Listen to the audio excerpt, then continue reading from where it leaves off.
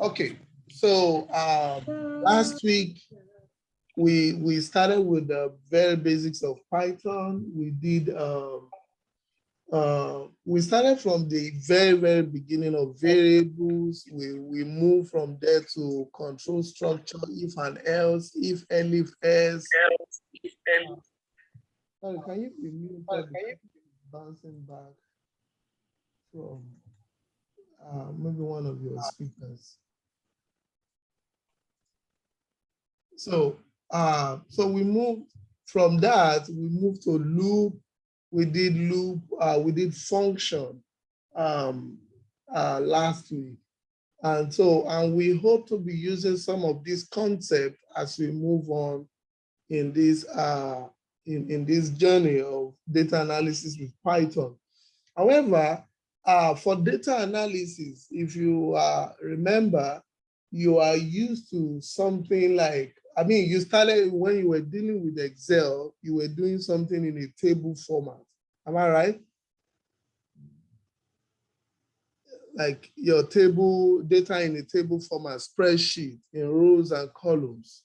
So that's basically some of the things we're going to be working with in your daily job as a data analyst. Most of the times, the organization already have their own data frame. But even when you were working with Excel, you were taught how to create, your own table, things like that. So table in Python is called data frame. So in SQL or in Excel, I think you guys call it table. But it has data in rows and columns. But here in Python, you call it a data frame. So it's the same thing. So a data frame is a single table in SQL or in Excel. So when in SQL, if you have two or more tables you call that are related, you call that, what do you call that? Anybody? Shei or Jacob, what do you call that? Two or more tables that are related in SQL, what do you call that? No.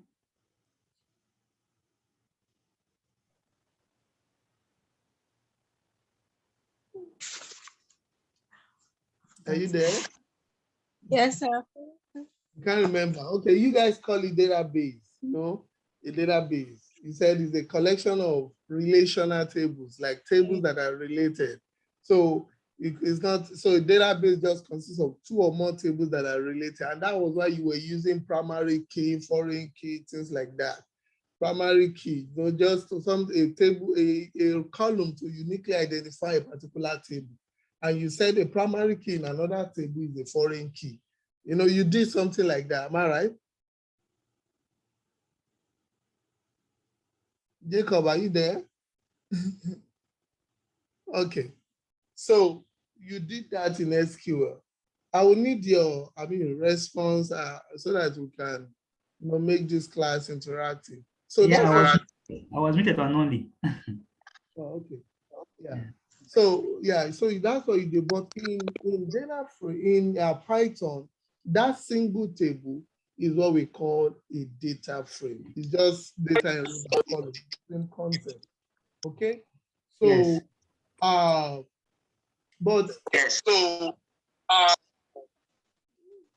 Jacob, that's from you. Yeah. Okay. So Pandas is a library that you'll be working with. I don't know why this is bouncing back from you guys. Okay, so Pandas is a library that every data analyst or data scientist use with Python. If you're working with Python and you're a data analyst, there's no way you will not be familiar with Pandas, because that is the major library that is built for working with data. Okay, so and Pandas is mainly, it consists of two things. Pandas consists of two things. Pandas consists of series and a data frame. So that's what we call it. So these are the two things about Pandas: series and a data frame.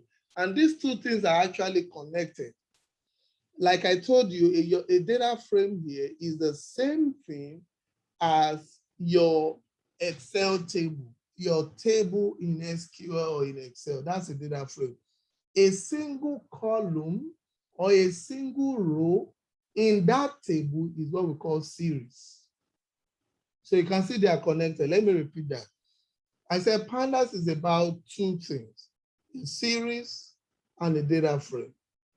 Now, a data frame, we said, is just like your Excel table, like rows and columns. Yeah, columns. Yeah. Now, series is just a single column or a single row in that table, in that data frame. So that's the connection between the two. So you know, your let's say this is your Excel, your table, you know, things like that. Oh, Jacob is out. You guys should even have a WhatsApp group that you can always reach out to others. So if this is a table, wow.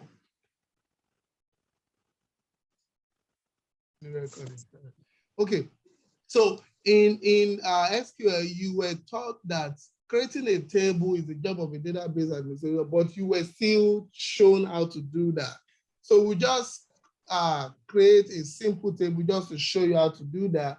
And subsequently, we'll be loading our own data. We'll assume the data has been created. But let's see how to create it. Okay?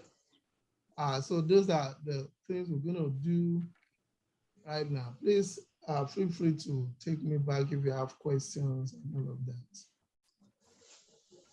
Okay, so the first thing, if you don't have it installed, just uncomment. Remember, comment in Python is hash. Uncomment it and run pip install pandas. But it's installed here, so I don't need to.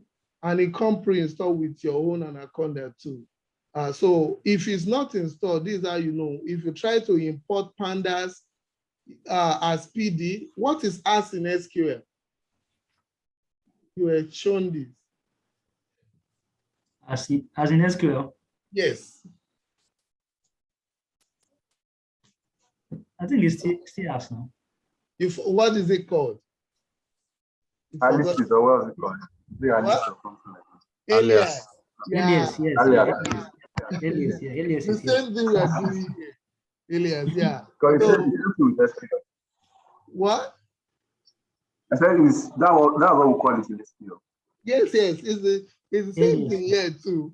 Yeah, so I just wanted to make remember that we import pandas as alias. So it doesn't mean that if I remove this, it doesn't work. It's just like a short form of, so instead of calling, so if I import pandas as PD, so this as is, you know, so PD is just like a short form of pandas, and that's the concept of alias too. So that means that anytime I call PD, I'm referring to pandas. So this is the convention. That's what you see people writing. It doesn't mean that if I write PS, it won't work, but in case you want to read other people's code, you'll be seeing this a lot. So let's stick to the convention. So we're importing pandas as PD. So just like, so that's the first thing. If pandas is not installed on your Anaconda, if you try to import it, it will give you error. So it will tell you module not found, like pandas module not found. But if it doesn't, that shows it's installed. But I'm very sure it comes pre-installed with Anaconda. So you can test it if you are working on your computer and you have this notebook. This notebook is called Pandas Dataframe in your Canvas dashboard. So you can test it. So if I import it, it will take, yeah, so you can see it's not, and you can check your version of the pandas, PD _v version _. So that gives you, so the version I'm using, this might not be the latest, so it's 1.2.4. That's the version I'm using. So this is how to check version of any package you are using in Python. Whatever the package name is, put the dot, _, version, _. Any package you are using in Python, this is how to check the version. Because version matters. As you grow deep and you are using Python in your data analysis, version matters. If the version is outdated, it might be giving you error on some simple thing you are working on. And you can Okay. always update it. Yeah. Okay. Yeah. Okay, so let's see how to create a simple data frame. You know, data frame means that table. Okay, so we'll be using pandas. Remember, we're using pandas to do everything. So let's create the data first. Let's create the data. So when I put a curly bracket like this, when we start with Python basics, anything in curly bracket is called what? You Tuple. remember? Tuple. What? Tuple will be a dictionary. Dictionary. We did dictionary. So it's dictionary. Tuple is in a parenthesis, a round bracket. So dictionary is in curly bracket. So let's put our data here. So to put your data, if you remember in dictionary, we did dictionary, right? Mr. We didn't do Yes. it. Here it was. We didn't do it. Artificial. We didn't do it Huh? at all. Oh, okay. Well, You only mentioned, but it wasn't treated as deep. But dictionary comes with a pair key. As for that, it comes with a key, value key. yeah. Okay. Wow. So But here you didn't touch it deep. Oh, We didn't even okay. touch it. We just said we'll be doing dictionary, but there was no time. That was on phone. Oh, if I remember, I should have started with it. Okay, but I will stylishly explain what a dictionary is, because that's what I will use to. Yeah, it's just simple to understand. They will understand. Yeah. So this anything in a curly bracket is called a dictionary. Okay, and dictionary has two main things. It just has like a key and a value. So imagine that you put something inside your room. Let's say you have a book called Pandas Cookbook or inside your room, and you have locked your room and you have a key to the room. Now, only you that has the key can access the book, right? And until you use the key to open the door to the room, you cannot access the book, right? Yes. So see a dictionary as a room that contains the book and the key to the room. So you can only access the room with the key. And until you access the room with the key, you can't get the book there. So what comes in the first place here, in quotes, is the key.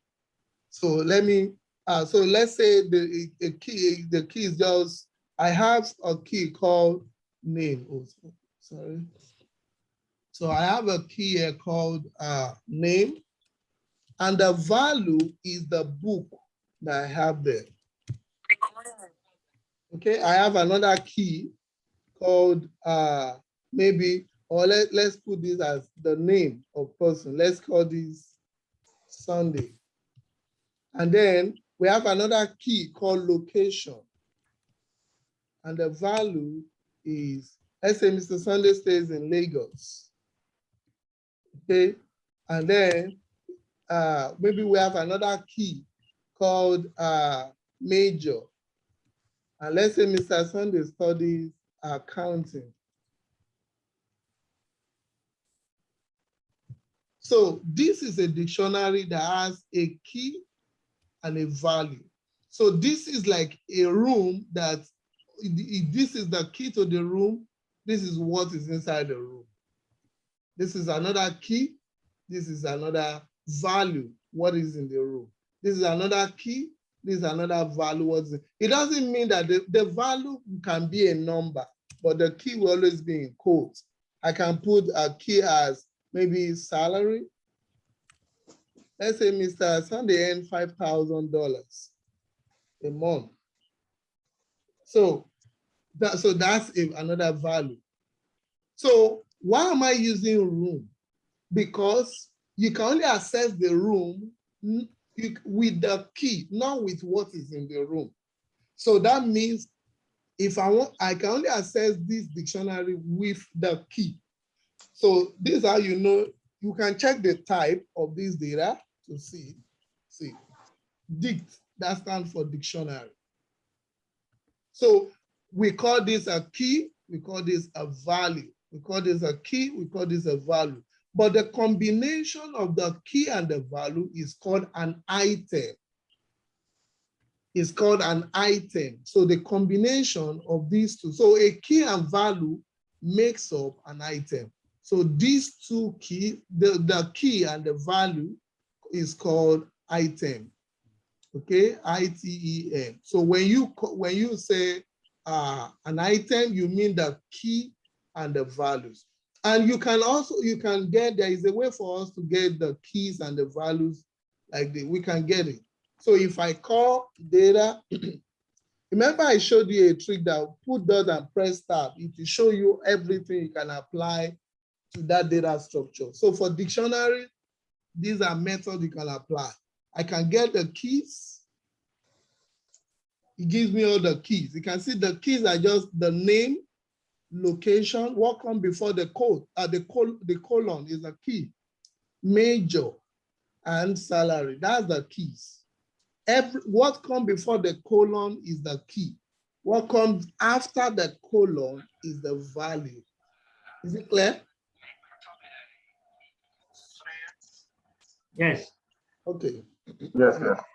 Okay. So, and we can also get the values too. Values. See, it gives everything after the colon. Sunday, Lagos, major, and 5,000. And we can get the two together. Remember, the collection of the key and the value is called what? Collection of key and item. Item. So we can get the items too. See, it gives me, so now each bracket is called what? We did this. Anybody? This is not a list. What? It's like a list now. A list of what? List of Uh, dictionary. No. Anything in bracket, parentheses, what do we call it? strings. Of strings. Oh, okay. There are a couple of things I didn't explain to you guys. Okay, I think I didn't do tuple. Anything in bracket, but I didn't do tuple because I know you might not need it for data frame. So, but yeah, so because in square bracket is a list, but because it's in round bracket is a tuple, and this is tuple of strings. You arrive with this one as a strings. Did that. So don't worry about that. So combination of the two is what makes up the items. Now, if I know a key, I can use it to get the value. For instance, I know a key to be location. I can just put it, I'll call the dictionary, open a square bracket and pass the key into it.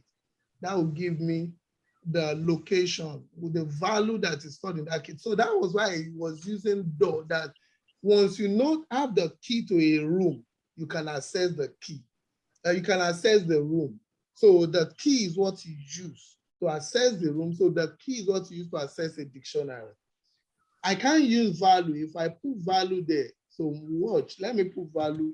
I'm sure I will get error. So let me put Lagos there as the value, thinking that it's going to give me the key location. Error.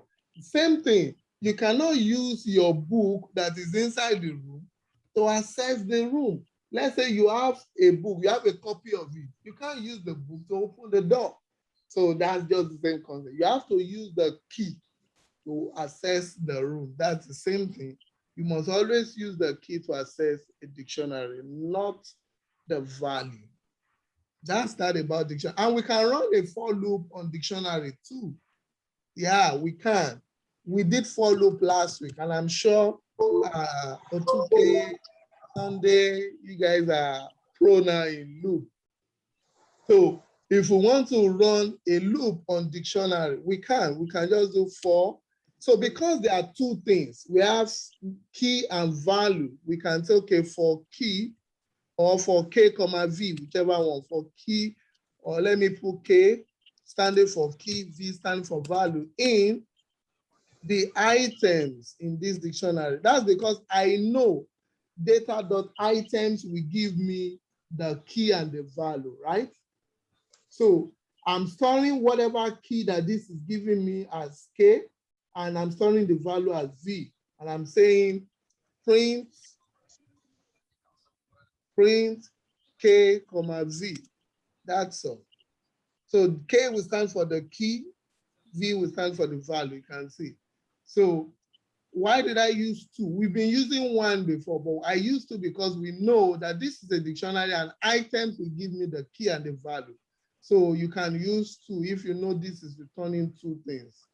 So that's why K will be standing for the first thing, V will be standing for, and I can invert it. I can put V, K, meaning value, key. The value will be Sunday, the key will be name, things like that. Is it clear?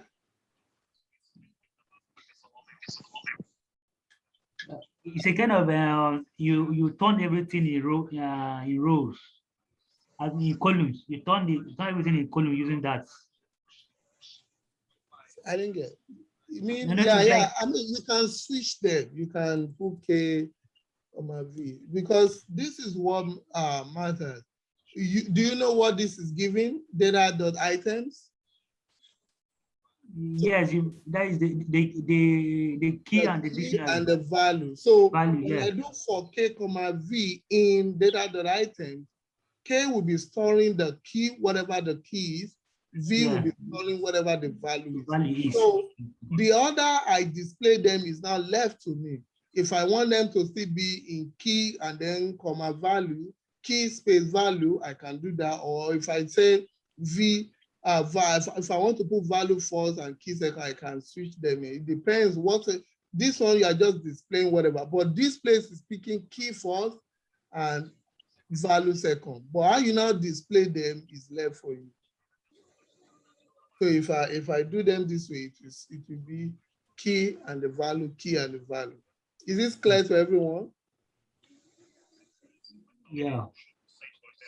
Yes, sir. Okay, so this is a dictionary. So and we'll start working with data, like creating our own data using dictionary. That's all about dictionary. Yeah. Okay. So let's use the same concept to create our data. That we want to create a data frame form. So let's say we have a data like this, and then so this is a dictionary because we have a curly bracket. So the key, we store the column name. The column name, that will be the key. The value, we store what you want to put in the rows. The key will be the column name. The value will be what you want to be in the rows. So let's say we put a key here called name. Okay, so the values, because names of people are words, text. What do we call them in Python? Text. What do we call them? The what? What do we call words? Text, strings. Strings. That's what we call it in, yeah. So to store them, let's put Sunday, let's put Jacob, let's put Chiyi, let's put 2K. Yeah, so that's the first column now. So the first column, we have a column name called name, and if we have 4 rows, the first row is Sunday, second row is Jacob, third row is Sheyi, third row is 2K, and maybe the 5th row will be Kasim. Okay, so that's the first column. So if you want to create another column, you put a comma because that ends the first column, and you open another key. Maybe we call location as the next key. That's the next column name. And then the value you also store, but make sure they're in the same row. Otherwise, it will put a missing values there, like that cell is missing or whatever. So let's say location of Mr. Jacob is, let's say he stays in Lekki. Let's say Sunday stays in Lekki, and Mr. Jacob, let's say he stays in, let's say Ajah. And let's say Sheyi stays in Ogudu, things like that. I think I still remember those things. And so 2K stays in Omole because it's closer to your name. Then Kasim, let's say Kasim stays in the, you know, let's say Yaba, like that. So that's the data. So that's the data. So we've not done it, we've just created the data. So if I call back data, you see that it's just a dictionary with keys and values. Now, so turn this to a data frame. We only need to call back our pandas. Remember, you have to import pandas, and so I will do that again, just to assume you've not imported it before. So import pandas as PD because pandas is what we're going to be using. And once you import it, let's call this a data frame called DF. That's the variable name we want to use to store our data. Okay, so we call the PD dot, press tab. We need something called data frame. So that's the data frame we need, and then we'll pass in our data. Let me repeat that. We've only created the data here using dictionary as keys and values. Okay, key and value. So this we have only created 2 columns with 5 rows. So to turn it to a data frame or to a table format, we have to import pandas as PD, and then we'll call that PD. There is a data frame method on it. So you put dot and press tab. Then you look for data frame. So, and then pass in the data you've created. So if I call DF now, see, this turns it to a table. I have the name and the location. Those are the column names, name and location. The first row is Sunday and is where he stays. And Jacob is where he stays. Shaid is where she stays. And like that, like that. No. Any question? Is it clear? Yeah, I think it's taking. Yes. It's coming up. Maybe because it's a short row, so it's taking. Okay. So that's how to create a data frame. So you can imagine. Sorry, coach, but the serial number, okay, the index is always from there, right? Yes, the default data index is that, but I can change it. But the default, if you do not assign index to it, Pandas will help you. You know, just like Excel. Excel will by default but Excel starts from 1, I know, right? Yeah. Yes. But by default, it will give you the index, right? So that's the same thing. But because Pandas is 0 index, that's why it's starting from. Python is 0 index, that's why it's starting from 0. But it will give you default. You can, to correct it, you have to manually change it. Like for instance, if I put dot and press tab, there is an index attribute here, and I can assign, for instance, if I want to put A, comma B, I can do that, but you have to manually do that. So I don't think you is really a problem, because if I want to export it out, I can export it without the index. Okay. So if I want to export the data frame out, like maybe to make it a CSV and save it on your system, we're still going to do that, whereby we have a data frame, we have worked on it, we have cleaned the data. We now want to save it on your, export it to your desktop. We can do that. We just set the index to be false. It will not carry any. Not false, yeah.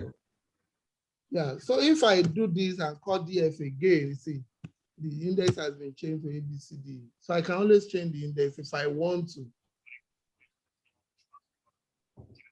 Do you understand? Yeah.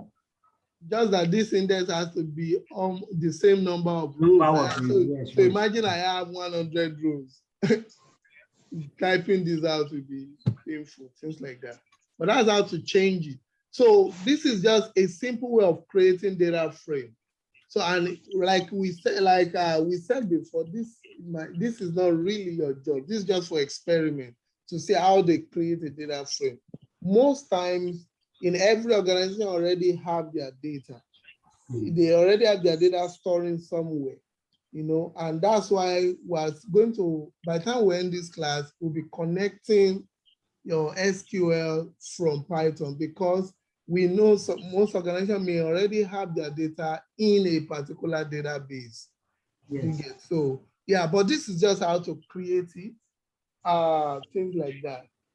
Okay, so how do you, what if let's say I make this location, instead of location, I just said location, or let's call it, I just want to do something that will give me error, like later.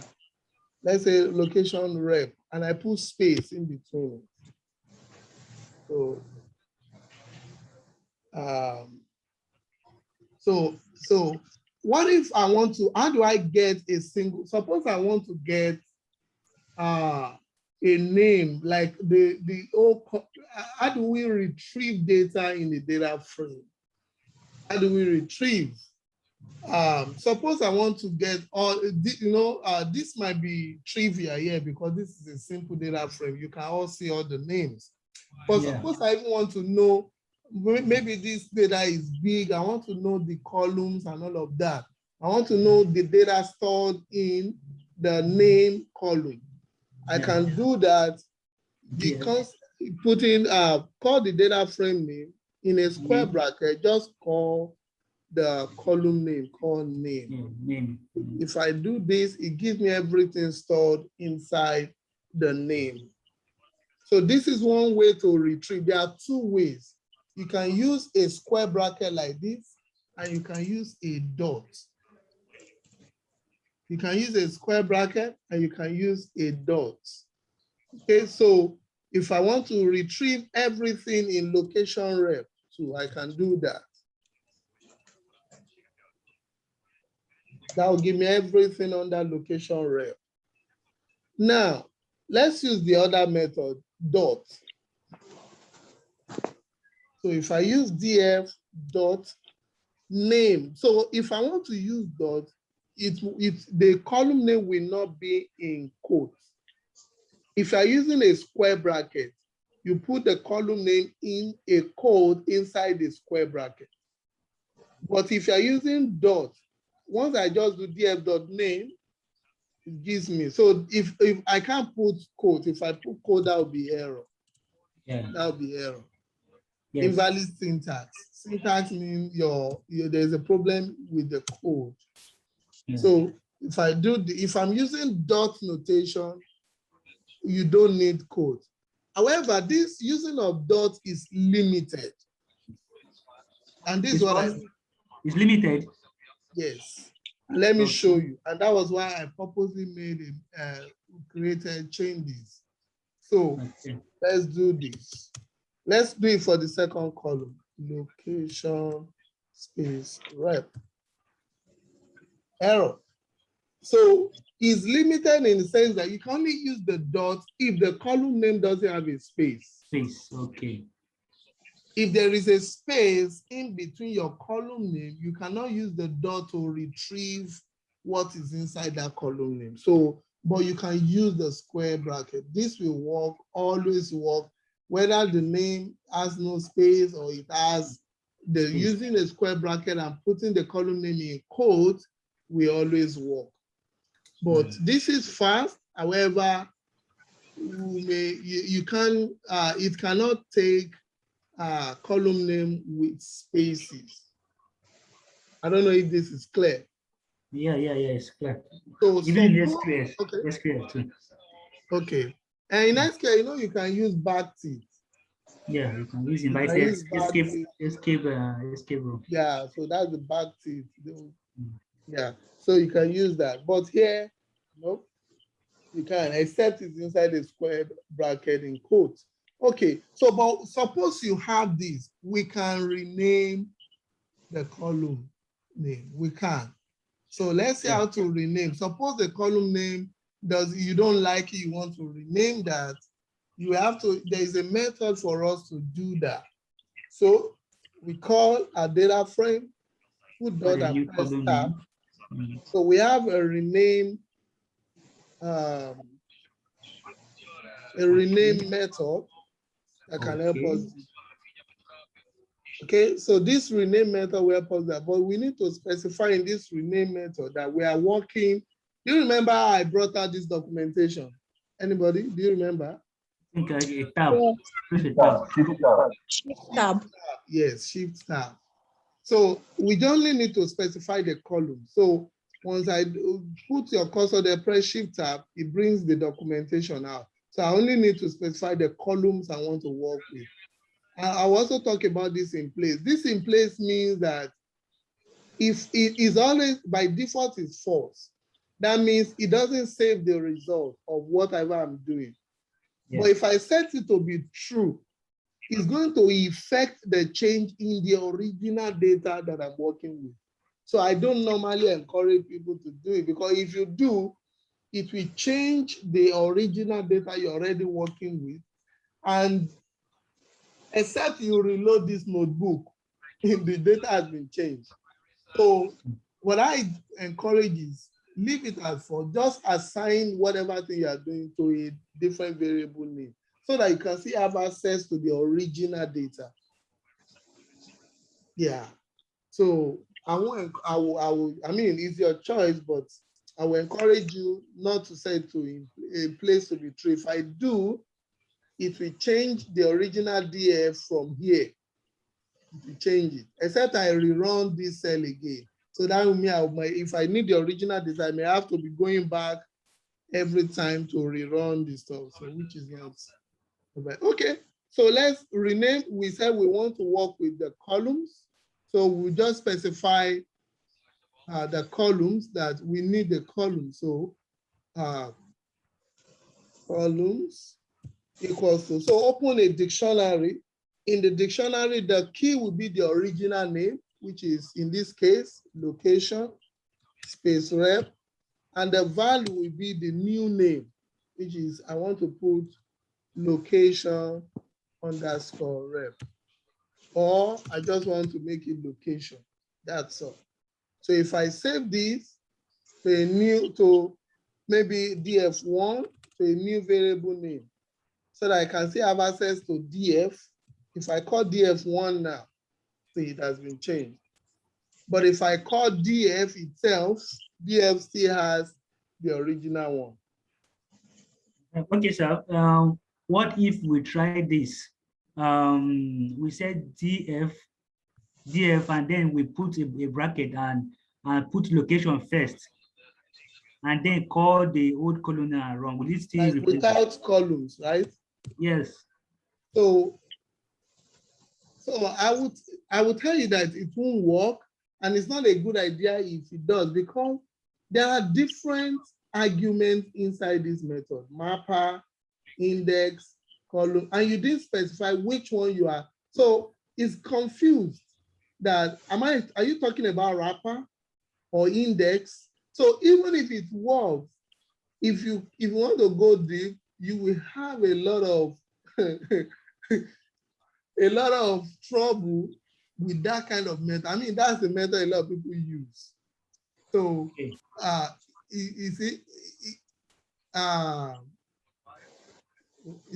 didn't, I mean, see, it's not working. So even if I call df1, see, it's not working. It's still giving me the original. It's not giving error, but it's not doing it because it doesn't know what am I working on. That's why I showed you the documentation. Am I using, except if columns is the first argument.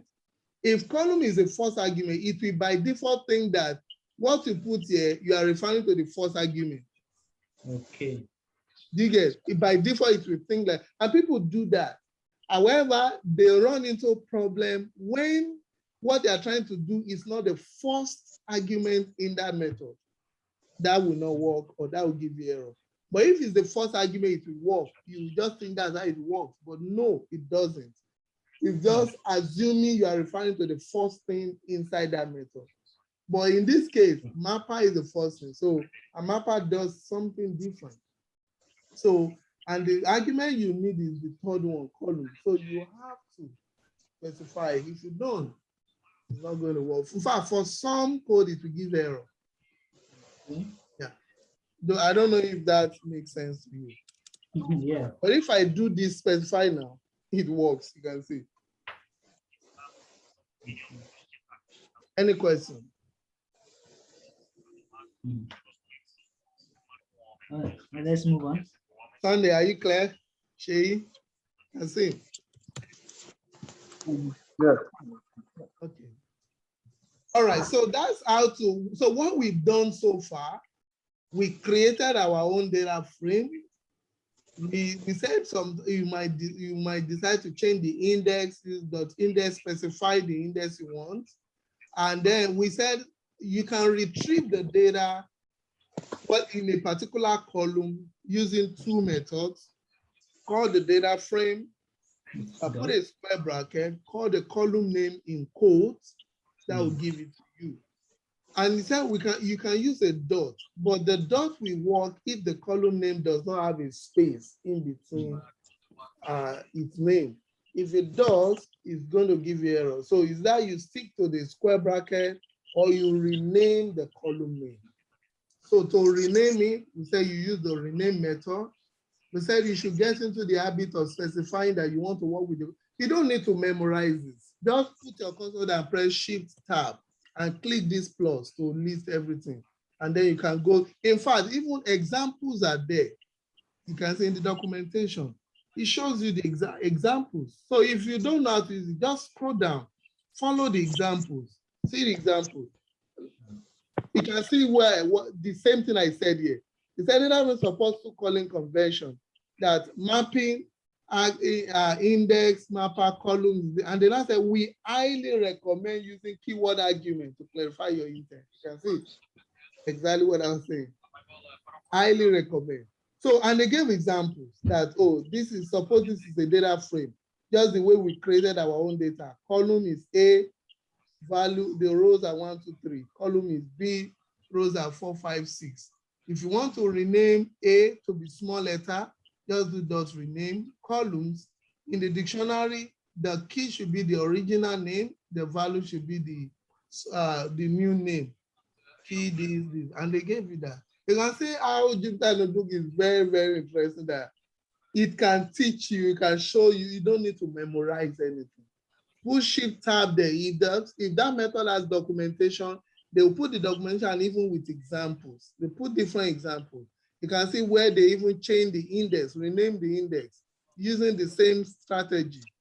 The key is a number, so they're putting 0 and they change it to X. But in this case now, they're using the argument index, not columns. And then the key is 1, they change it to Y, the key is 2, they change it to Z. You can see. So different examples there, and that I would do. So is a good thing for you to always don't memorize, because you will forget. So always, if you want to work with it, that's why a lot of people use Jupyter Notebook, because it saves them so many stress. Yeah. Okay. All right. So let's move on to, we've looked at how to rename. So let's see, suppose you have the data somewhere. You have the data, suppose you have the data on your system. Now, this data I want to use, the Gapminder, is on your Canvas dashboard. You may not say Gapminder, but download all the data on your Canvas dashboard, all this data, flight, tidy data, class data, exercise data, unzip them. There are so different data.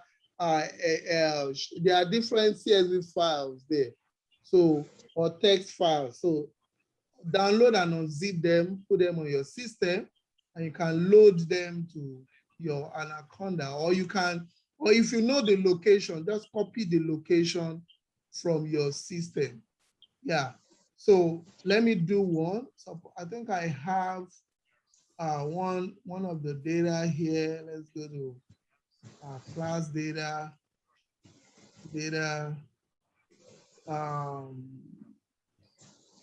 Okay, so suppose this is the data. This is the data. Okay, so you can see it's a comma separated value, even though it's saved in a text file. So all I need to do is just to copy the location. I know Gapminder, I also need that.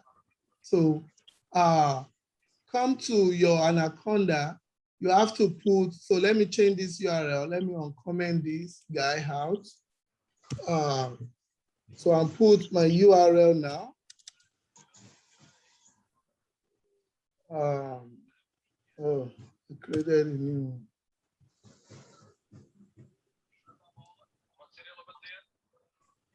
Okay, so put it inside a quote. It's called Gapminder. Now, if I'm using Windows now. On Windows, it has issues with this backslash. So if you don't, is either you change it to auto / or you just put R here to stand for that. Oh, this is a raw string. R stands for raw. Otherwise, it will give error. Let me not put R and show you what it is. So to load the data, this Gapminder is a TXT file. So I have to put the extension, the .txt. If it's a CSV, it has to end with the CSV. Now, but I know the content in this Gapminder that they are separated with comma. So they are comma separated values. So I can still use idea of CSV. Okay. So to load it, so suppose this is what you have is on your desktop, it's on somewhere on your computer. So to load it, let me save this as gap. So we'll call PD dot and press tab. I want to read in the data. So there should be something for read. As soon as I press RE, look at what it brings out. So I have different forms. Read underscore CSV, read underscore Excel, even for SQL, read underscore SQL.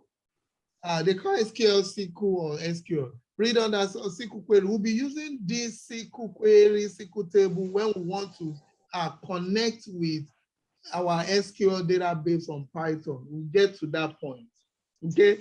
But because I know, though this is a TXT file, but what is inside this TXT is a comma separated values. I can still use read underscore CSV. If it's an Excel file, you have to use read underscore Excel, but you have to, if that Excel file has multiple sheets, you know what we call sheets in Excel now, right? You guys are pro in Excel, right? Yes. So you can, if you are using read Excel and the data has multiple sheets, there is an argument to say, let me quickly show you that. Excel, that's not what I want to, but I just want to show you something. If you're using an Excel sheet, you have to specify the sheet name. Otherwise, by default, it's going to assume the sheet is 0, like the first sheet. So you have to specify the sheet name if you want to load a particular sheet, okay, in your Excel. Yeah, it's not going to load all of the different sheets for you. No, by default, and you can read the documentation, the sheet name. You can see. So, you can do that. Okay. So list of strings that are used to request multiple sheets. So you have to, except you list all of them, specify none to get, well, so if you want to get the sheet, you have to specify none. Like instead of, by default is 0. So if you put none there, it will get all the sheet for you. But we'll get to that if you want to use, and you can experiment with it. But I'm using a different one, not Excel, because I'm using a CSV because I know the content of this Gapminder, that they are comma separated. I've shown you just now that this Gapminder, they are comma separated values. You can see they are separated with comma and all of that. Okay. So I can use a CSV, like read CSV. Okay, okay, sir, are you there? Yes. So right. How should I differentiate? How should I differentiate a CSV file from an Excel file from a text file? Okay, so I will leave. On Sunday, you are pro in Excel. How do you differentiate? If you see an Excel, I want to call on Sunday to explain that. If you see an Excel data and CSV, how do you differentiate Sunday? Excel. Yes, from CSV will always be in text. Like when you go pull it, you see if the text comma with comma, or it can be sometimes it will be space with gaps, like tabs. But I know that CSV, you don't show all this are separated with commas. Okay, that one is known. Yeah. So yes.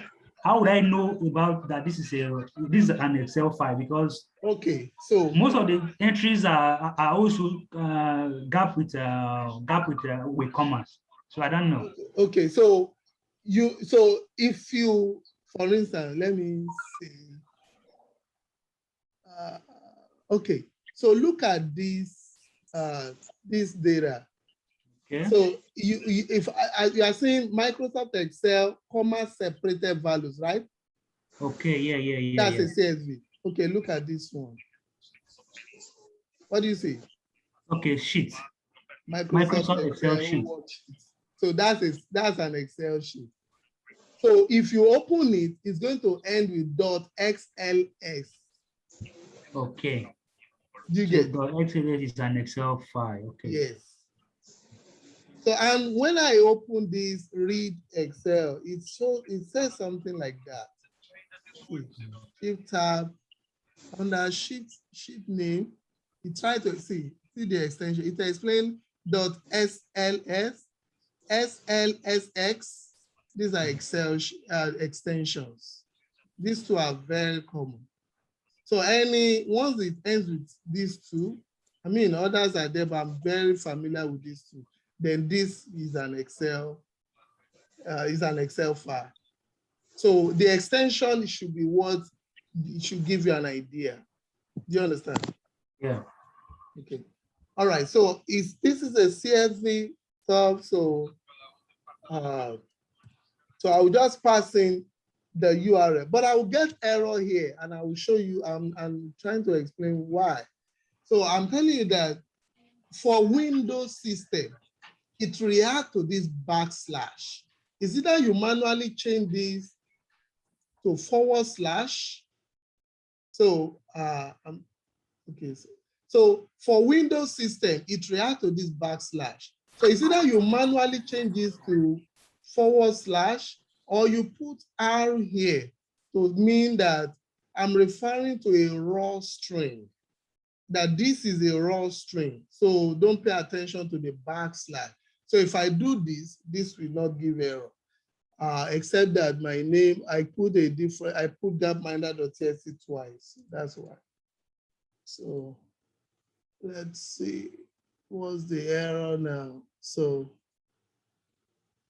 okay, you see? So, but if I remove the R, it's going to react to the backslash. So if you're on Mac, you don't need that. I think it will work directly. But if you're on Windows, try to put R to stand for raw string before the quote, okay? So if you do that, that will not give you error. Is it clear on how to load it? And we can check what is there, okay? If I put gap, it loads the data for me. You see that? Hello, any question? But sir, about loading this, loading your data into workbook, this is always sometimes a problem. Okay. Now this is just the URL copied. I get Only this copy like the link now on my system. yes. Then at times, if I want to load the data direct from a system, I must load it into the workbook first before I call it. So that's an option. Okay. But I didn't load this now, right? I copied this. This data is, see where it is. See it now. OneDrive desktop is on the desktop. I have a folder called class data on the desktop. Inside that folder, I have another folder called data. Inside the data is where I have Gapminder. Okay, just like so this is on the desktop. This is not on Anaconda. You can do that too. I can do that. Like for instance, I created a folder in Anaconda. You know, you can create a folder too. Yeah. So you can create a folder here called to new, click folder. And inside the folder, I uploaded the data there. But I am not loading this data from this.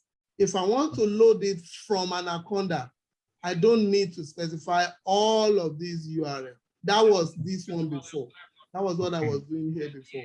So if I comment this and do this, this assume that I'm saying inside Anaconda, locate a folder called data. And inside the data, I have a data called gapminder.txt. So this one can only work for data inside Anaconda that I uploaded there. And I'm specifying the path, but the same format. But if the data is large, why bringing it from your system to Anaconda and things like that? You can load it directly too. Same thing. Just make sure you copy the location, the link correctly. And if you are using Windows, specify R before the quote, so that it won't react to all this backslash, or you change the backslash to / Okay. That's all. Same thing. Question, please. Sunday, you are too quiet today. Is it clear? Yes, sir. The question I want to ask is, can we import data directly from web on Python? Like from which link? If you know where it is, you know about GitHub. Do you know about GitHub? Yes. So suppose I have, let me go to my GitHub, because this is very powerful, so I don't mind spending time. Let me go to my GitHub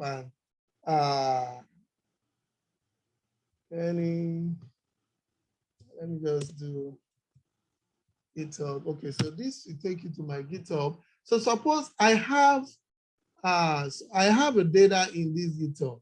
Okay, so suppose I want to load this shift data, right? This is a CSV file. So you can see this is a CSV file. Make sure make it raw format. The raw format, you can see this is a CSV. So I will just copy the link of this raw format. Get this raw format, sir. Sir? So this is the data. Okay. Raw here. Click raw. Okay. It gives you back in comma separated values. Okay, so copy the link from there. So even if I give you this link now, even you'll be able to load it. You don't need to, you only need the link. If I give you the link yourself now, you'll be able to load it. And I'll put that in the chat for anybody using system to try it. Okay. Okay, let's assume it's so let's try it. Let's load it. From this, okay. Let's load this first, so at least to see. Same format, you just need the link. So let's say we put it in path. So that's this is the link we just copied, right? So, and I saved in a variable called path. I've also put it in the chat for you. So let's call this shift. That's the name of the data. So it's a CSV file. You can see it ends with .csv. So I'll do pd dot read underscore CSV and then pass in the path. That's all. Let's get shift. See. Yeah, as far as you are, but you have to be connected to the internet now because you are using. Yes. If you are loading from internet, you have to be connected to the internet. That's it. All you need is the link to the file. You will load it from anywhere it is. Yeah. Okay. What about if the what's it called is not in CSV format? For example, now there are some sites like maybe this COVID site. What's this name? LDC something. You want to just copy the particular table on that there, what's it called? Is there any way we can do it? Copy what? I need to know what you want to copy. Maybe there is a particular table on a particular site. Okay, is in what format? Is it CSV or Excel? Is in what format? It's not even showing the format. For there example, will be a format there. Okay, for example now, let's assume there's a football table in a particular Premier League table, and you just want to copy that table. So what I'm saying is, whatever table it is, it must be saved in something. It must be, they don't just put table there. Maybe you are the one that didn't check the essentials. So what they did was uploading it. So uploading that data, they must put, data has to be transmitted in a format, either in JSON, HTML, CSV, Excel, it has to be in, they would never, there's no way I can upload data to anywhere if I don't put it in a particular format. The format may be different, it doesn't have to be CSV, but it must be in a particular format. All you need is that format. If you don't know the format, you can't copy. There's no way you copy now. There's no way you want to copy because you are not copying the table. You are getting a link to that table. Once you get a link to the table and you know the extension to that data, you can, if you know the extension to refine, you just need to find the extension here. You know, I showed you different extensions like read underscore and press tab. So you have different extensions.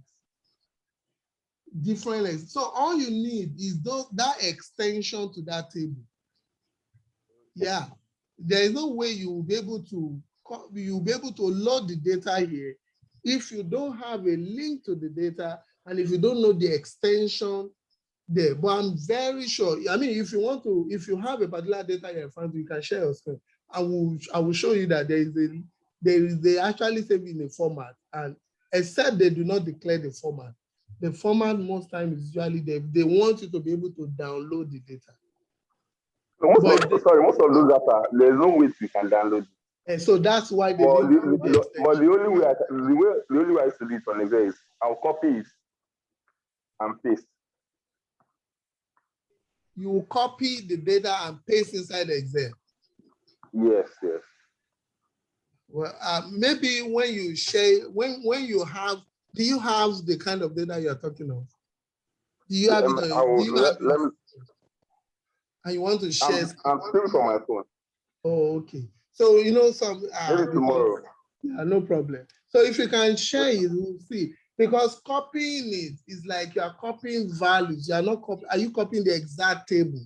You know, things like that. So maybe when you share, we'll have a better understanding to it. Yeah. But the idea is you can load data wherever it is. Either you need a link to read and you need the extension name. Once you know that, you can choose whichever format you want to use and all of that. Okay? So that's the concept. So we'll be using this gap. Miranda, let me just comment this out. Okay. Now, so suppose, are we all clear on how to load data into Jupyter Notebook? Is it clear?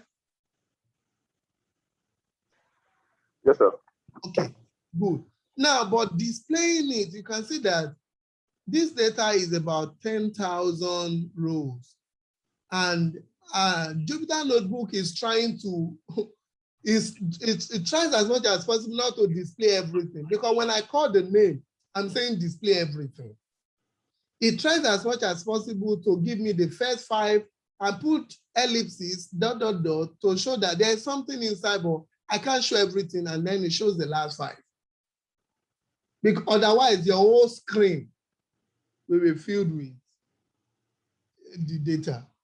So, but there should be a way for us to get the first 5 and the last 5. Because you only need to be sure that, oh, your data is loaded correctly and all of that. So we can view the first 5, we can view the last 5. So to view the first 5, let's start exploring. Let's check the first few rows. So I need the data name, put dot and press star. There is something we call the add method. Add. The add will give you the first 5 rows in the data. So if I do this, give me just the first 5 rows. Is it clear? It doesn't mean the whole data is there. Do you remember you did limit in SQL? Yeah. That's exactly what it's doing. You know, limit, you can specify that I want the first 5. It gives you. By default, to add just give you the first 5. But I can change, I can say, give me the first 10. 10, yes. 10. So you just exactly like limit in SQL. I'll try as much as possible to be connecting these two so that you can see the relationship between what you have learned and how to do them in Python. Yeah. Okay. So that's, but by default, they give you the first 5. Okay. And we can get the last 5. Yeah, But but how do you get last 5 in SQL? Is it possible? It's not possible. It's only possible in Microsoft. Maybe you alternate. You run by DS or AS. But for you to run all those DSC, ASC, like in descending, it must be that you are doing a particular calculation, and then at the end you want to display the first 5 results or the last 5, right? Yes. Well, I'm not sure there is a way you can display the whole table, just the last 5. I'm not sure. I don't think I know, but No, it it's might not. be possible. I don't think I know. It's not. I think Microsoft SQL can do that. It's only my SQL I can do. Oh, okay. My SQL can do that. Yes, Microsoft. And I think it is first 10 row and last 5 Yes, rows. Is Microsoft SQL not my SQL? No, It's not my SQL. Oh, okay. It's not my SQL. Oh, okay. Yes. Okay, so yeah. Microsoft SQL. Okay. So to do that here, you can just use the tail. That's the tail, yeah. That's all. The tail. Remember, you don't have to memorize. You can say as I'm putting down and pressing tab, so that you don't memorize anything. That's it. So if you do this gives the last 5. We'll still talk about all of this stuff when we get there, but not now. Yeah. So, but you can see this is the last 5. You can see the index. Okay. So that's it. Is there a way to check the number of rows and number of columns in SQL? The number of rows and yes, there is. Count function. How do you do that in SQL? Mr. Sunday, I know you are a professor. Okay. I know you guys are pro in SQL. I think a count function can help. Okay, you have to count, but that will give us the number of rows. Can you count columns too? Because sometimes you might have a very large data and you want to know how many rows and how many columns are in this data. How do you do that in SQL? I know count will give you the number of rows. Yeah. Here is df.info anyway, but listen. I know you are a Python guru. So why am I asking this? I'm not downplaying SQL. No, I'm trying to give you an insight that the connection. Knowing these different tools, you will, when you know it to a point, you will know when you want to do a particular task, you will know, okay, which tool is faster? Will give me. So it's not like Python is faster in all. There are some simple things that you can easily do in SQL that will quickly give you the result than using Python.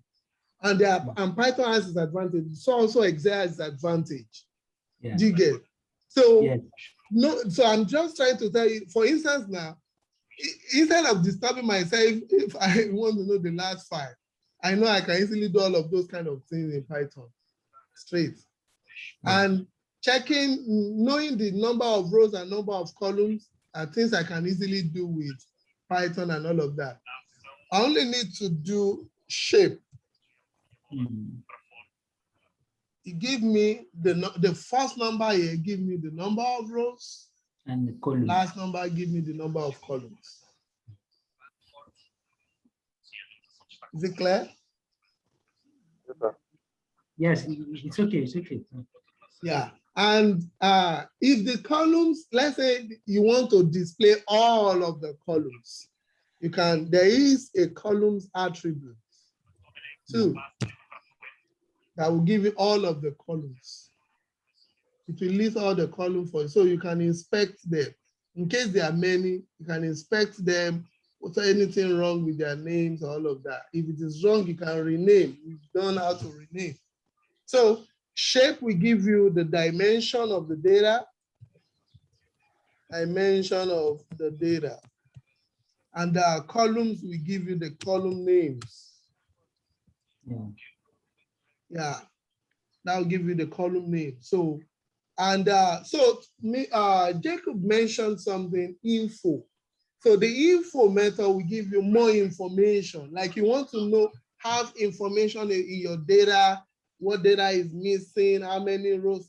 The info can give you all of that. So we can just do gap, dot, press tab. We have what we call the info. Is a method. Remember, I call this attribute. It doesn't end with parentheses. Attribute doesn't end with parentheses. But method must end with a parenthesis. That was why I explained function and method last class. It must end with parentheses. So if you do this, this gives a lot of information. Let's dissect it. It says you have 10,000, I mean, is this 10,000? 10,111 entries, right? Yes. Starting from 0 to 10,110 because Python starts from 0. So you say you have total 8 columns. You can see all information about your data.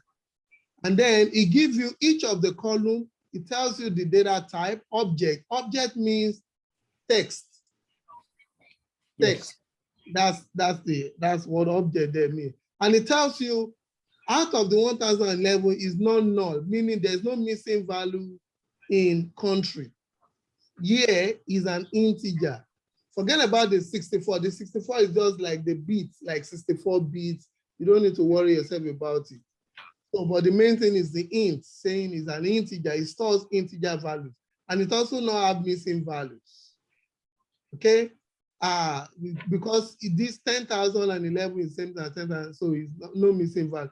Fertility is float, is decimal. Float means decimals. But this is missing how many? This is 10,100. It's missing just one, right? Is it 1 or 11? 11. Thereabout. So it's missing some missing numbers, like maybe 11. Life, no missing value, but it's a float too.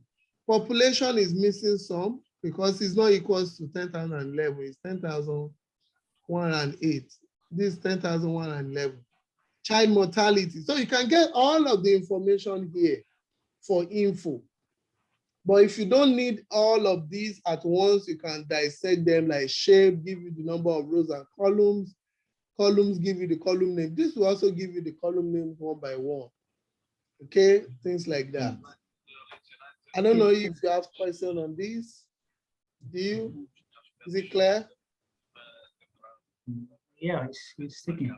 Okay, so there's also another thing that I may or you want to know, the statistical summary. Sometimes I can't relate the summary of the by maybe you say DS or summary or something like that. There's a code for that that will show the statistical summary. But sometimes I find it difficult relating it. Okay, we'll get to that. Don't worry, we'll get to that. Yeah. Okay. So, but is this clear to everyone? Sunday, Shay. Yes, sir. Yes, sir. Okay, I know you are a pro. You is it clear? Okay. Yes, it is. All right, sir. Okay, so we've looked at, so we've done that. So let's quickly look at what Jacob was trying to say. That suppose we want to get a summary of our data. For those using R, you can do your data.summary, or summary of it. Summary bracket, put that. That will give you the summary of the data. But in Python is the describe method. And I will explain what the describe does and the difference. What it gives. So put dot, you don't need to memorize, like I said. You just have to play around all of these things to know them very well. So if I put DE and see describe is a method. So if I do this, sorry, it's gap I want, not DF.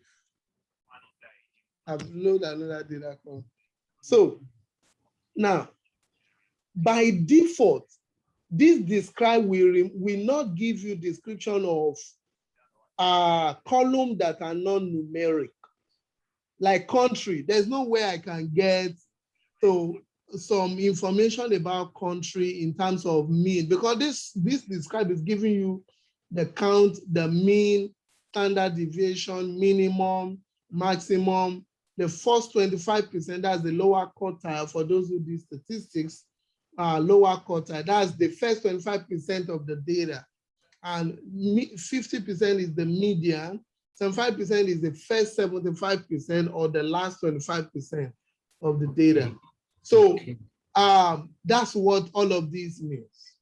Now, because it's difficult to get mean of a column with text, like country, how can you get mean? So it's by default, it's going to exclude all the columns that are objects.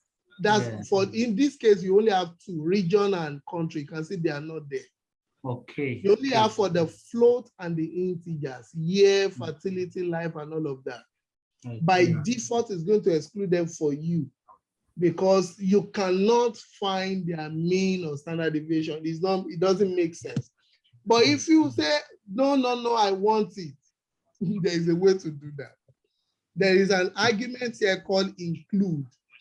If I set include to be all, it's going to give me, even though it will not make too much sense.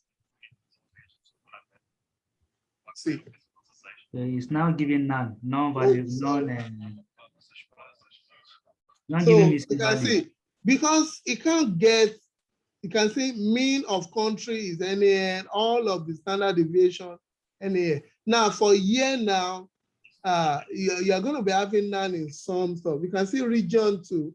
Apart from the count, which is the number of rows, apart from the unique stuff, the top row is UK, country, region is Europe, and every other thing is NaN. But for other columns, starting from mean, you can see you have the same information. So it's just telling you that I can't get mean standard deviation for country. That's why I put in none. None means not a number. We'll get there when we start dealing with missing values, how to clean your data. So it just means not a number. So that's what, so by default, it will remove them. But if you say you want everything, it's going to do that, but it may be messy, just like what you're saying. Any question? Is this clear? Yeah, it is. Okay. Okay. So what other things? So there are a couple of things that we can start dealing with here. So what if we want to get, suppose now that, you know, region, you have so many things here. Suppose I want to get the unique region in my data. We can do that. We know we have Europe and Central Asia. You are also seeing South Asia. You can like dig deep into this data to know, oh, what are the unique region in my data? We can start answering questions, and we'll start doing that even from tomorrow. But today, I just want to familiarize you with how to load the data, get some things like the first 5 rows, the last 5 rows, the dimension in terms of the number of rows and columns, get more information about it. Just to introduce you with those basics, we will start asking questions and seeing how to do calculations on the data. But you need, you know, if you can't load the data inside, you can check some simple things. Because as a data analyst, when you get the data, if you're able to load it, you should be able to quickly check some things. Oh, how many rows are here? How many? I don't need to be, you know, in Excel, you have to scroll down, or I don't know if you can, if there is a way you can automatically get it. I'm not, I'm not a pro in Excel. But what I know is maybe basic knowledge. I have to scroll down how many rows I have or things like that, or how many columns, scroll to the right. But I can easily do that here. Get the number of rows. So quickly get the number of rows, number of columns, check the first 5 to be sure everything is loaded correctly. The last 5 to be sure everything is loaded correctly. Get some information using the info method. You should quickly, like those are the first few things you do before starting to calculate anything, because there may be some things wrong in or some missing values and all of that. If you don't detect those ones, you start calculation, your calculation may be wrong. Yeah, Your calculation may be wrong. So you need to quickly do it, and that's why I'm familiarizing you with those first few things. We'll have a lot of time to ask questions and like use the data to answer so many questions. We'll start doing that. Okay. So you can, like I said, let's say how you can get the unique region, or we can even get unique countries there. We can get the number and we can also print them out. Yeah. So let's do that. So we have the gap, put dot. Let me select I want to get the unique. Yeah. So I'll select the column called region. Region. So put dots. So there is something called unique. So unique, you can see it's trying to come out. So if I just do this will give me all the unique regions. You know, this will list them out for me. That the unique region. You know, you can do this in SQL. How do you do this in SQL? You can remind me so that you will not forget SQL. Let's remember. What? Distinct, right? Yeah. Is that what you said? Yes, distinct. Yeah. So we can do select, you know, distinct space region from so. Or select distinct and put in bracket, put the column there from so. So that's that. That's the SQL code for that. So if you are not, please go and revise your SQL. So yeah, so this will just give you dot unique, all of that. So this will give us the unique South Asia, Europe and Central Asia, blah, blah, and all of that. And we can get the number of the unique columns. How do you do that in SQL? That's very easy with this. Count unique now. Exactly. Count the distinct column from the table. So here, I just need to put N here. N unique means number of unique rows in this data, in this column. Number of unique regions. So if I say how many regions are actually here in the data? I mean, what are the number of, like, how many regions? What are the number of unique regions there? So it will count it for us, 6. I have 6 unique regions. But if you want to list them, it's just unique, not N unique. Am I too fast? It's taken. Okay. Question. Sunday. Shay, you are too quiet. Question. Is it clear? It's clear, sir. Okay. Like Sunday would say, Sister Shay of God. Question.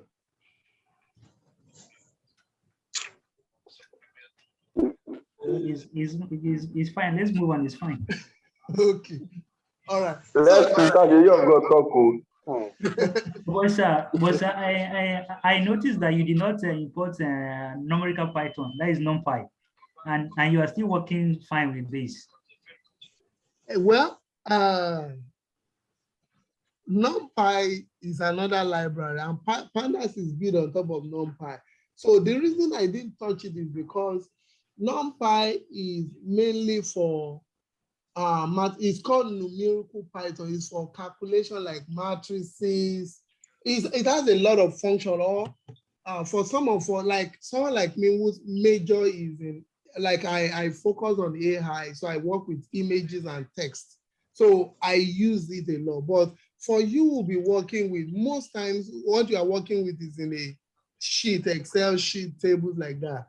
You may not really use it. So that's why I didn't touch it at all, because you will still be fine. If you want to go deep, like, oh, you want to get to machine learning area and all of that, maybe your organization is doing predictive analytics, then we can teach all of that. And that is in another course. That's in the data science with Python course that we offer, because data science, you will mainly be doing, will do this same thing you are doing now, but also move to machine learning. So you don't really need it for your work as a data analyst. You don't. Yeah.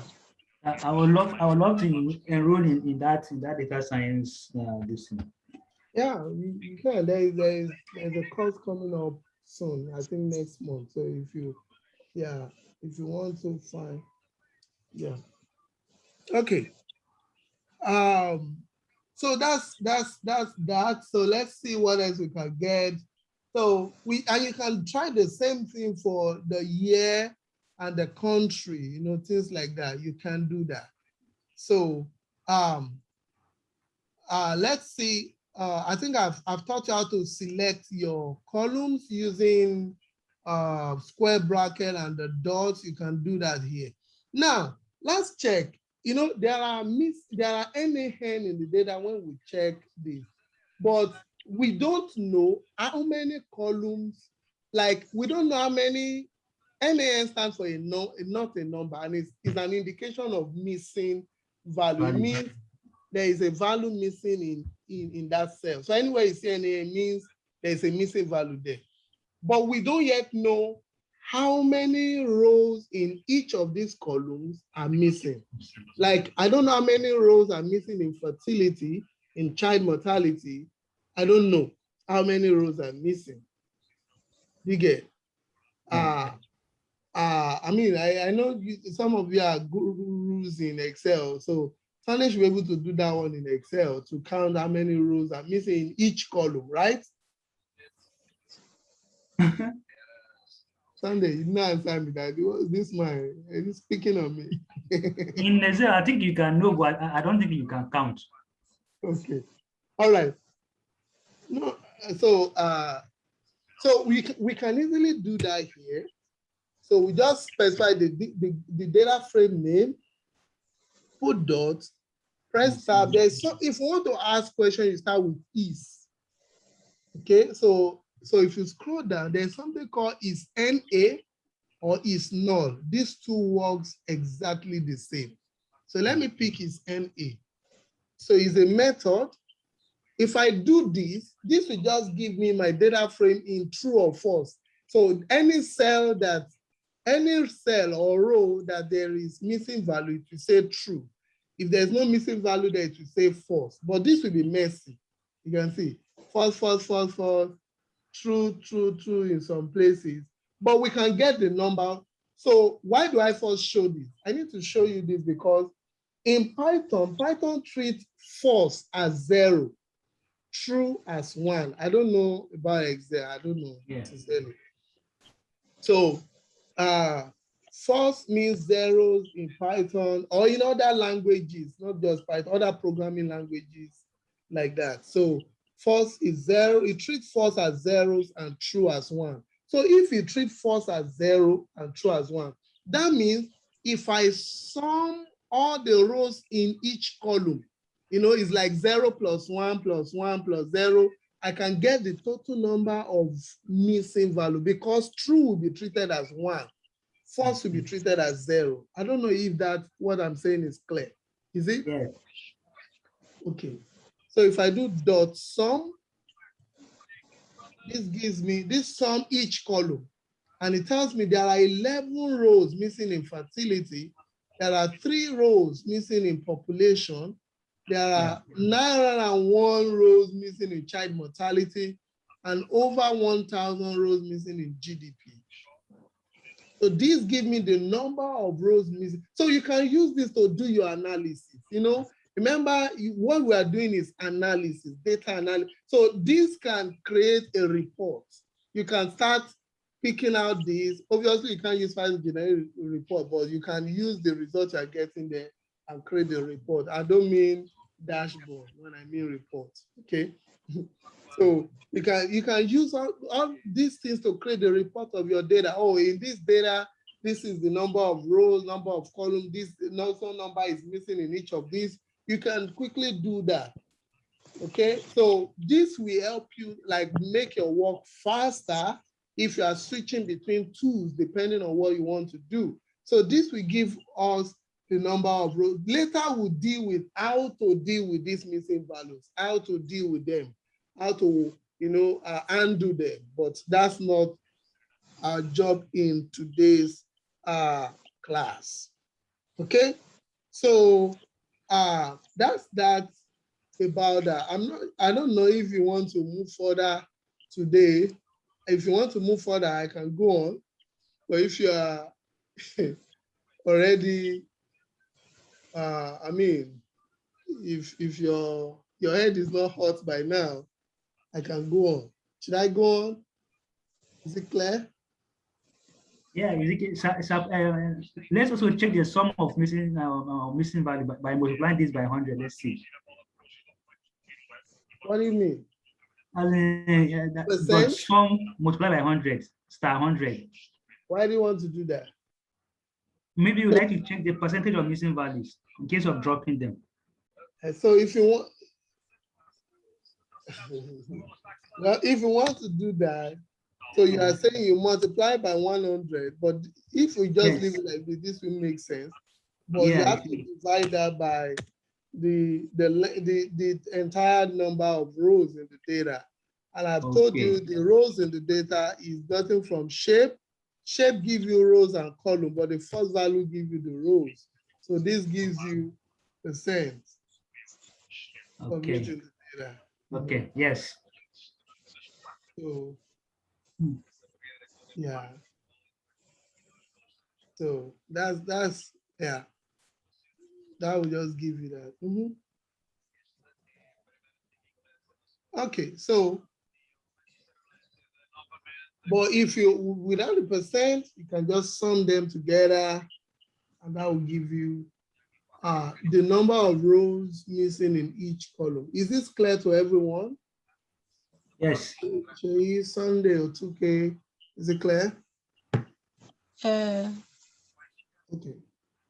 good. All right. So where I'm going to stop is because sometimes your data is very large, and so maybe the particular business question you're interested in, you don't need the entire data. You only need some subset of the data. I mean, some columns in the data might be sufficient to answer the questions. For like this one, it's just a simple data.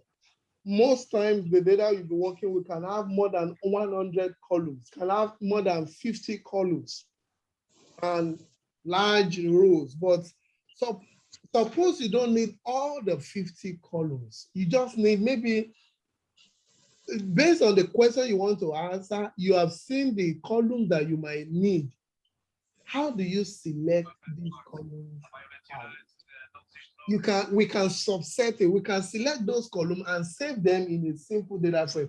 Data analyst or data scientist will most times not be working with the entire data at once.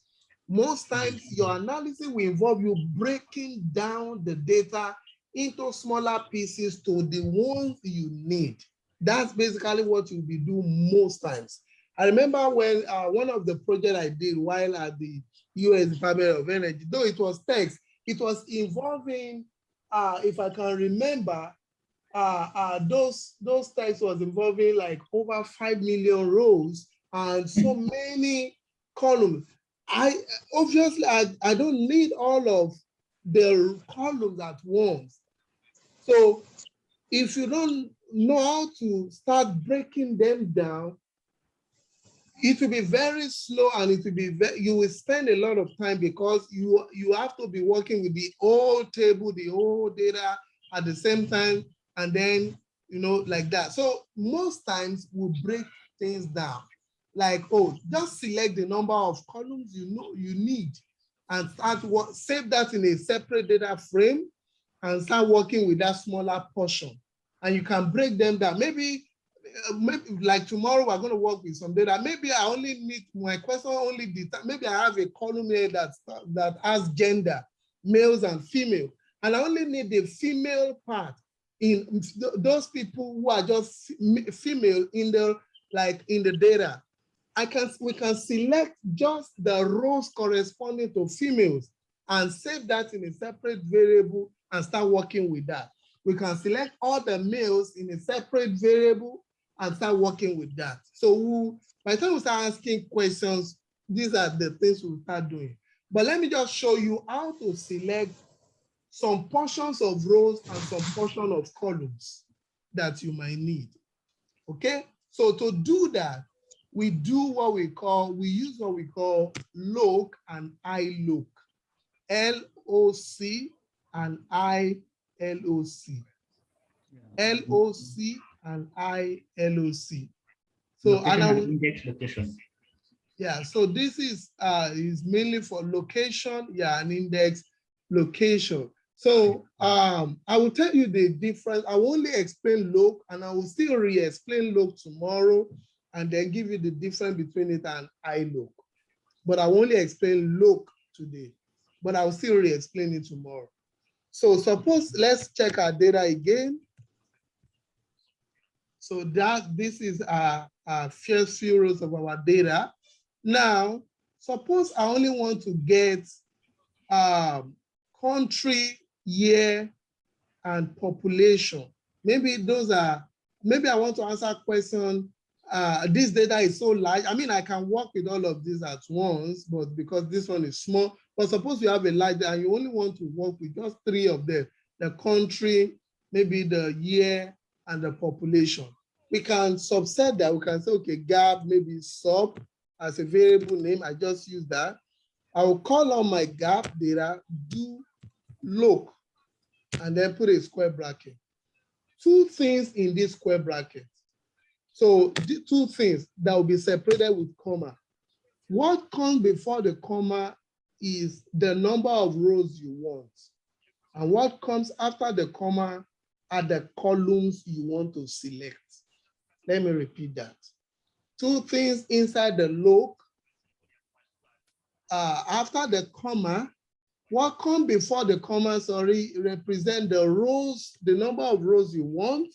What comes after the comma represents how many, like the columns you want, So for instance, let me take you back to when we did list. Let me, remember, suppose there is a list called fruit. And we have a list like this, apple, we have banana, and then we have another fruit called orange. So if I do fruits and I put colon, I put this colon, what do you think it will give me when we did list? Do you remember? Yes, selecting from top or from behind. And so, but if I put colon, do you know what it's going to give me? I think it's all. So that, Yes. Yes, it's going to give me everything. Everything. So that's the same concept here. If I put colon here, remember I said what comes before the comma represents the number of rows. So if I put colon here, it means give me all the rows for the column I will be specifying here. Suppose I only want for country. I'm saying give me all of the rows for country. Let's see. Gap underscore sub. so All of the rows up to, you see, all of the rows. But if I say, and we can do that, so to select multiple columns, just put them in a list.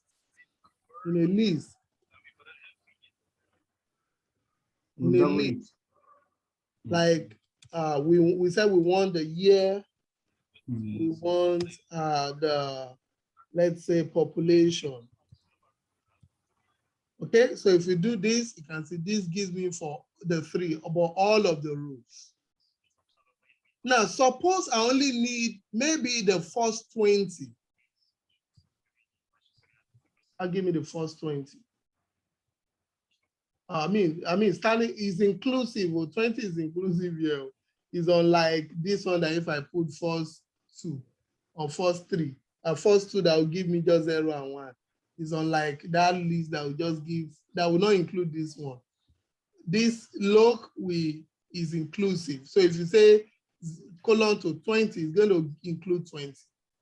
So, and you can select, I can say, okay, between 5 and 20. So it's going to start from 5 and it's going to end in 20.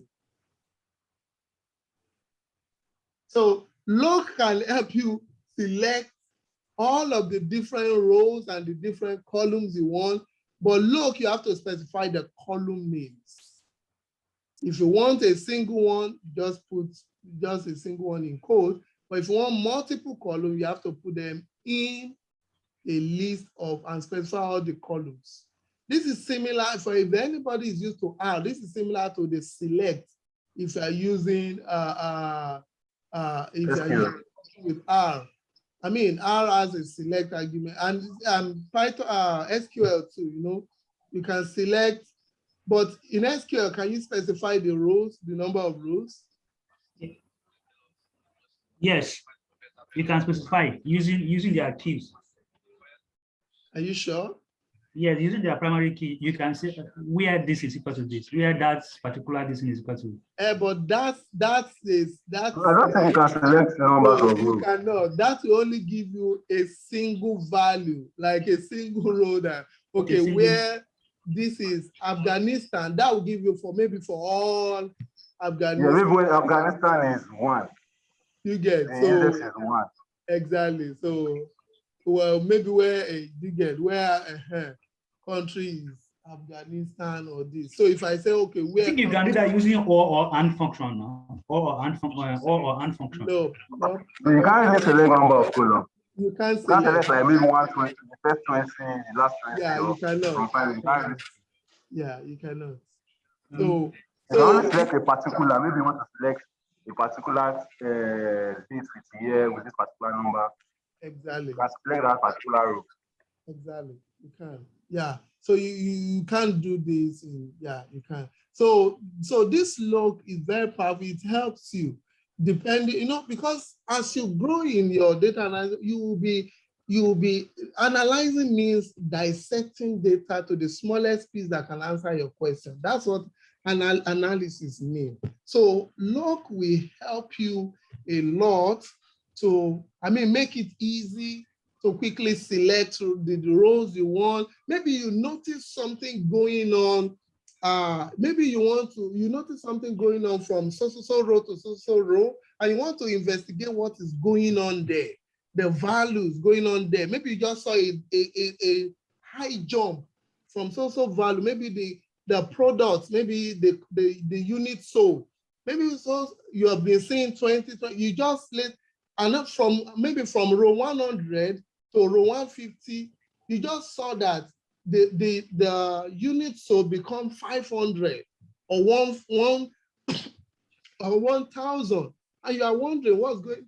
No, you can quickly select those rows out and investigate and start looking at it. So those are basic things. Those are the things you actually be doing, and you can easily do that here. You know, just select the number of rows you want, the columns you actually want. It doesn't have to be in order.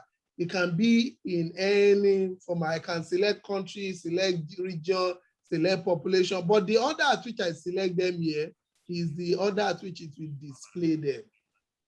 You can see, so it's going to be in the same order at which you display them. I won't go too much deep today. We'll continue from here tomorrow. I will explain the look, and then we'll now go deep with look and iLook. There's just a slight difference between look and iLook, and you can choose which one to use, but you will know the difference.